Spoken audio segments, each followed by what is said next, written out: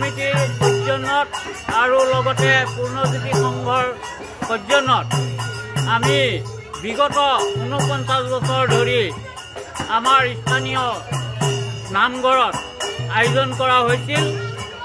গতিকে এইবাৰ আমি ৫০ বছৰত ভৰি দিছোঁ। এই ৫০ বছৰত আমি আমাৰ সোণালী জয়ন্তী হিচাপে আমি নামঘৰৰ কাষৰে এখন মুকলি পথাৰত এই সোণালী বৰ্ষৰ আয়োজন কৰিছোঁ। গতিকে আমাৰ শ্ৰী শ্ৰী কৃষ্ণৰ ৰাসলীলা উদযাপন সমিতিখন আমি সমূহ বৃহত্তৰ কাৱৈমাৰী গাঁৱৰ ৰাইজে সকলো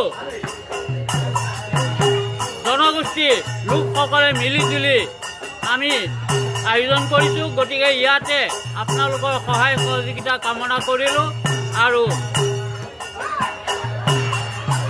আয়োজন কৰা হৈছে।